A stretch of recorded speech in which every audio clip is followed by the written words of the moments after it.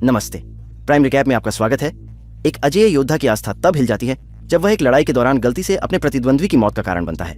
अब उसे अपने पापों का प्रायश्चित करने के लिए क्षमा की खोज में एक लंबी यात्रा पर निकलना होगा।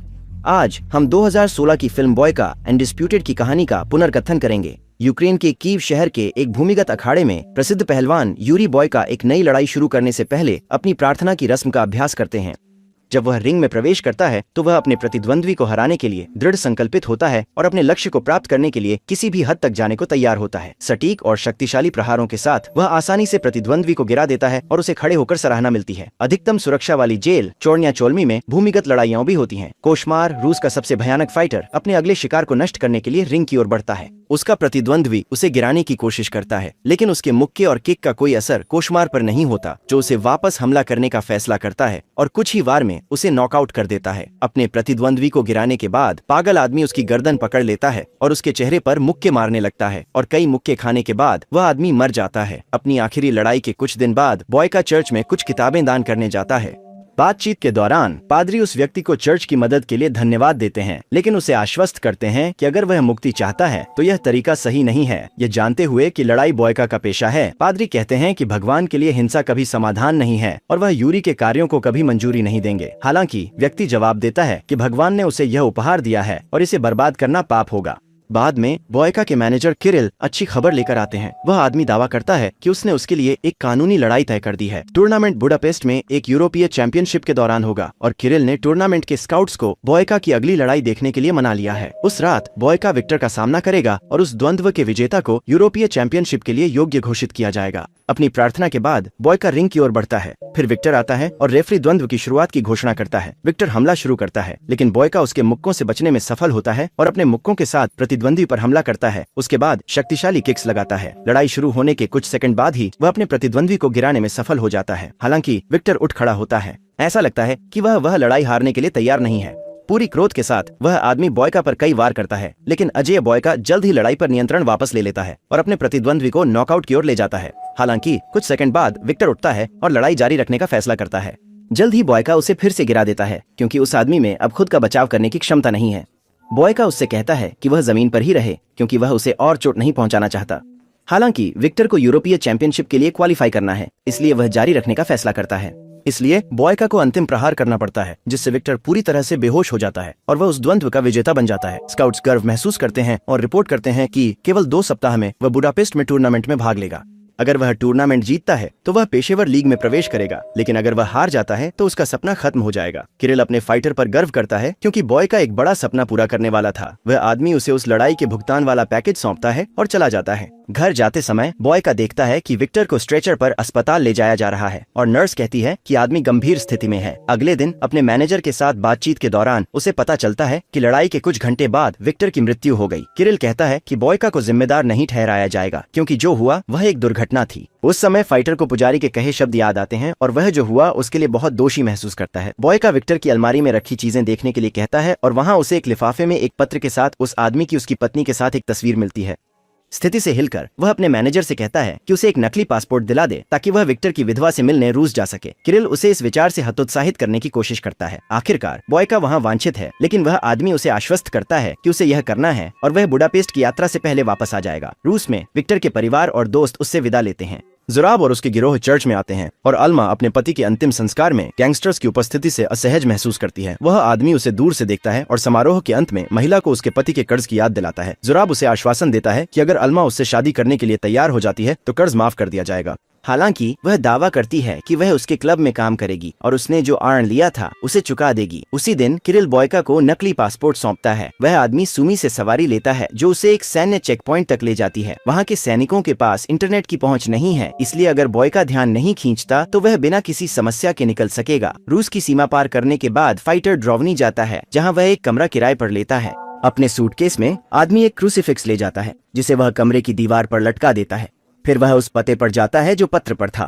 वहां पहुंचकर उसे एहसास होता है कि यह जगह एक स्कूल जैसी दिखती है। बाहर देखते हुए वह अल्मा को देखता है और तुरंत उसे पहचान लेता है। महिला बॉयका की उपस्थिति को नोटिस करती है और उसे घूरती है। कुछ सेकंड बाद एक कार आती है और ड्राइवर अल्मा को उसके साथ चलने का आदेश देता है।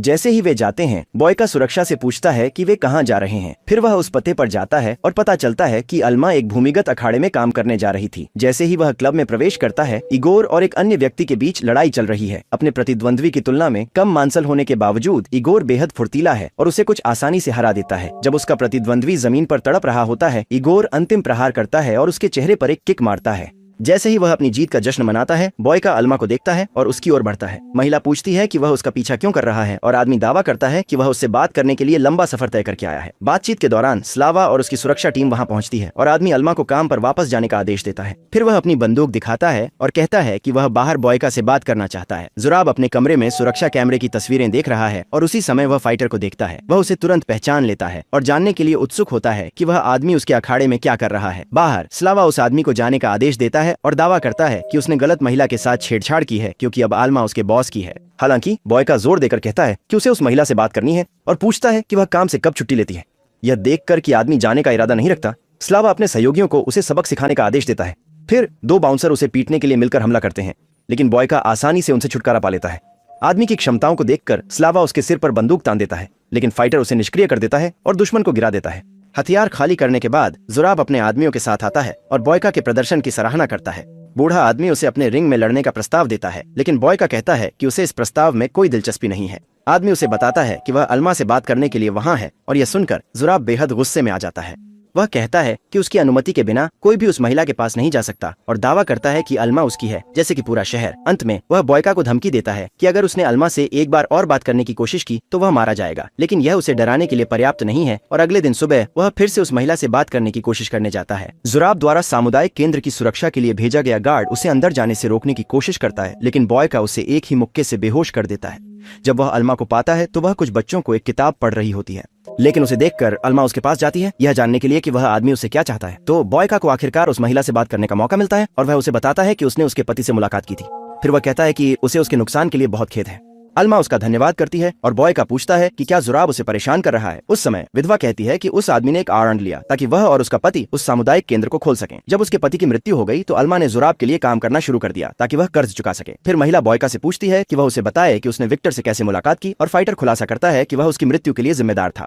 हालांकि यह एक दुर्घटना थी, वह दोषी महसूस करता है और लड़ाई के पैसे अल्मा को देना चाहता है। हालांकि विधवा कहती है कि वह खून से सना हुआ पैसा नहीं चाहती और लड़ाकू को जाने का आदेश देती है। अल्मा का कर्ज चुकाने के लिए दृढ़ संकल्पित बॉयका जुराब के क्लब में जाता है और महिला की आजादी के बदले रिंग में लड़ने की पेशकश करता है। सौदा यह है कि बॉयका एक सप्ताह में 3 लड़ाइयों में भाग लेगा। यदि वह सभी द्वंद्व जीतता है तो अल्मा उसके कर्ज से मुक्त हो जाएगी, लेकिन एक शर्त पर, लड़ाकू को जुराब के महान चैंपियन को हराना होगा।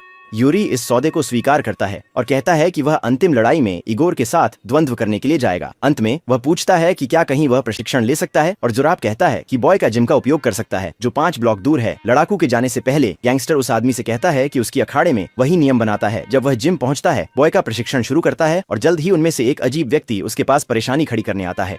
कुछ उकसावे के बाद बॉयका तनाव में आकर उस बेवकूफ आदमी के चेहरे पर लात मारता है जो बेहोश होकर जमीन पर गिर जाता है। उस रात वह बोरिस टारसोव के खिलाफ अपनी पहली लड़ाई के लिए तैयार होता है। शुरुआत में बोरिस अधिक फुर्ती दिखाता है, लेकिन बॉयका अत्यधिक कुशल है और इस कमी की भरपाई करने में सक्षम है। शो देखते समय जुराब उस आदमी के प्रदर्शन से हैरान हो जाता है। बॉयका के प्रसिद्ध होने के बावजूद उसने कभी भी अजय लड़ाई को लाइव नहीं देखा था। लड़ाई शुरू होने के कुछ मिनट बाद बॉयका को विजेता घोषित किया जाता है और जुराब उसे जीत की बधाई देता है।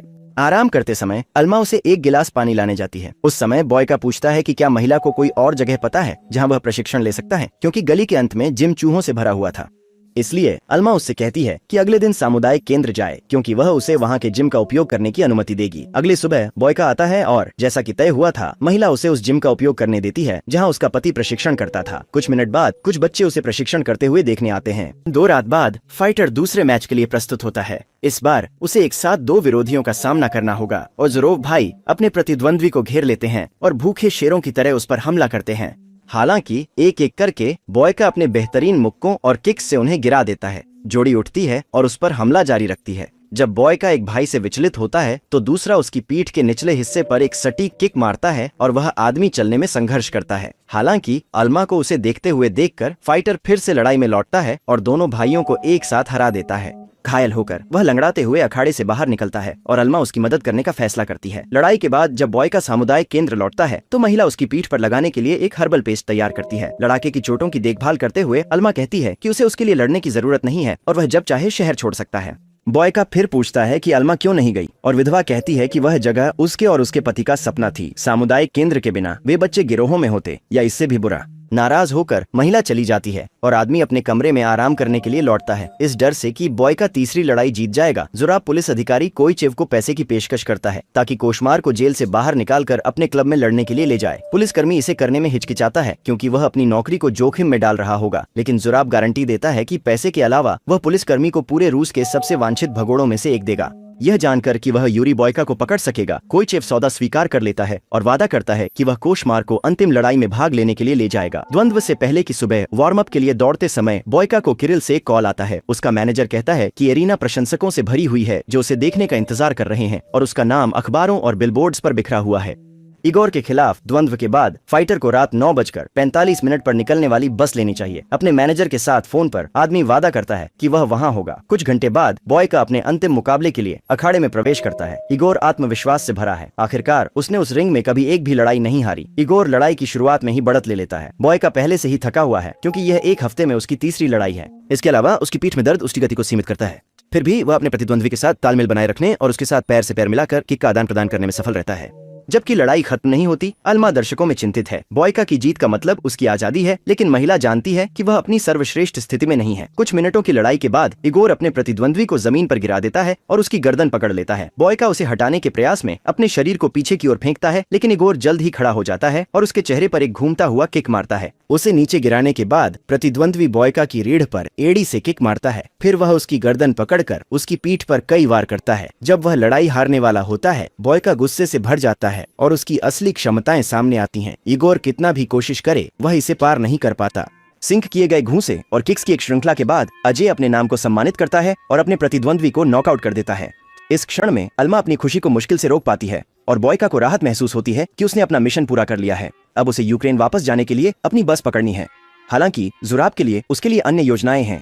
जैसे ही बॉयका जाने की तैयारी करता है, आदमी कहता है कि अल्मा को आजाद होने के लिए फाइटर को चैंपियन को हराना होगा, जैसा कि उसने सौदे में कहा था, अन्यथा महिला का कर्ज जारी रहेगा। सभी जानते हैं कि जब उसने मेरा चैंपियन कहा तो जुराब इगोर की बात कर रहा था, लेकिन एक कायर मुफ्तखोर होने के अलावा गैंगस्टर एक भयानक हारने वाला भी है और उसने आखिरी मिनट में सौदा बदलने का फैसला किया। अब अल्मा का कर्ज माफ करने के लिए बॉयका को कोशमार को हराना होगा, जिसे नाइटमेयर के नाम से जाना जाता है, जो टूर्नामेंट में भाग लेने के लिए सीधे जेल से आया है। वह आदमी बॉयका से 2 गुना बड़ा है और उसे मिले सटीक प्रहारों के बावजूद कोशमार खड़ा रहता है। वह बॉयका को गर्दन से पकड़ता है और उसे जोर से सिर मारता है।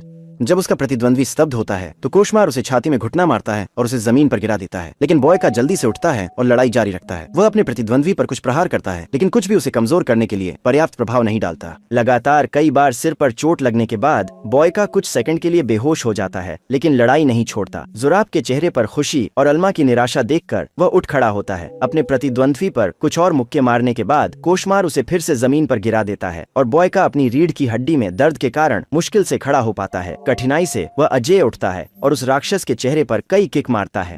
कई घूंसे मारने के बाद वह एक हुक के साथ कोशमार को अस्थिर कर देता है और उसे जमीन पर गिरा देता है। फिर वह जुजित्सु तकनीकों का उपयोग करके उसे इमोबिलाइज करता है और उसका हाथ मरोड़ता है। जब वह आदमी खड़ा होता है तो बॉयका एक किक का उपयोग करके उसे रिंग से बाहर भेज देता है और अविश्वसनीय रूप से एक और लड़ाई जीत जाता है। हालांकि जुराब फिर से अपना वादा नहीं निभाता और अपने गार्ड्स को फाइटर पर हमला करने के लिए भेजता है। इस बीच धोखेबाज अल्मा को पकड़ लेता है और उसे उसके कमरे में ले जाता है। ग्राहक स्थिति से डर जाते हैं और निराशा में क्लब से भाग जाते हैं। अल्मा को खतरे में देखकर बॉयका उठता है, बेसबॉल बैट उठाता है और गार्ड्स को बेहोश कर देता है। जैसे ही फाइटर अपने रास्ते में आने वाले सभी को हटा देता है, एक और सुरक्षा गार्ड आता है और उसकी बांह में गोली मार देता है, लेकिन बॉयका लकड़ी का बैट उसकी ओर फेंकता है और उसे बेहोश कर देता है। फिर स्लावा आता है और आदमी के घुटने में गोली मारता है। सौभाग्य से बॉयका को जमीन पर एक बंदूक मिलती है और वह वापस गोली चलाता है। उसी समय स्लावा दूसरी मंजिल से गिर जाता है और बेहोश हो जाता है। अपने कमरे की दराज में छुपाए गए हथियार को लेने के बाद जुराब बॉयका को मारने के लिए लौटता है और अल्मा को बंधक बनाता है। कायर भागने की कोशिश करता है, लेकिन फाइटर उसके पीछे जाता है और उसकी दिशा में बंदूक तान देता है। अपनी जान को खतरे में देखकर जुराब बॉयका को बंदूक फेंकने का आदेश देता है और महिला को मारने की धमकी देता है। फिर वह आदमी पिस्तौल गिरा देता है और उसी समय अल्मा बूढ़े आदमी के हाथ पर काट लेती है। बॉय का इस ध्यान भंग का फायदा उठाकर उस पर हमला करता है और पेट में गोली लग जाती है। फिर भी वह गैंगस्टर को पकड़ लेता है और जुराब के चेहरे पर कई बार मुक्का मारता है। फिर वह उसकी गर्दन दबा देता है जब तक कि वह उसे मार नहीं देता। उस राक्षस को खत्म करने के बाद आदमी जमीन पर गिर जाता है और अल्मा उसे अस्पताल जाने के लिए मनाने की कोशिश करती है। हालांकि बॉय का कहता है कि उसे उससे कुछ पूछना है। फाइटर कहता है कि जिस दिन वे मिले थे उस दिन महिला ने उससे पूछा था कि वह उससे क्या चाहता है और उस समय बॉयका को वास्तव में नहीं पता था कि क्या जवाब देना है, लेकिन अब उसे पता है कि उसे रूस जाने की जरूरत क्यों महसूस हुई। वह अपनी पत्नी से उसके पति के साथ किए गए अपने काम के लिए माफी मांगना चाहता था। यह सुनकर अल्मा नहीं जानती कि क्या जवाब दे और उसे वहाँ से बाहर निकालने पर जोर देती है, लेकिन पुलिस की गाड़ी जल्द ही आ जाती है और अधिकारी बॉयका को हथकड़ी लगा देते हैं। वाहन में बैठने से पहले वह आदमी एक बार फिर पूछता है कि क्या अल्मा उसे माफ करती है और वह अभी भी नहीं जानती कि क्या कहे। 6 महीने अधिकतम सुरक्षा वाले कोर्निया चोलमी जेल में बंद रहने के बाद बॉयका को एक अप्रत्याशित आगंतुक मिलता है और अल्मा को देखकर आश्चर्यचकित होता है। वह आदमी उसे वहां देखने की उम्मीद नहीं करता था और पूछता है कि सामुदायिक केंद्र में बच्चे कैसे हैं। महिला कहती है कि वे सभी बहुत अच्छे हैं और उसे कुछ चित्र दिखाती है जो उन्होंने बॉयका के लिए बनाए थे। फिर अल्मा माफी मांगती है कि वह पहले मिलने नहीं आ सकी, लेकिन अब वह तैयार महसूस कर रही थी। वह कहती है कि जब उसने पहली बार उसे देखा तो उसे नहीं पता था कि क्या कहना है या क्या करना है। महिला नफरत से अंधी हो गई थी, लेकिन बॉयका ने उसे दिखाया कि दुनिया में अभी भी अच्छाई है।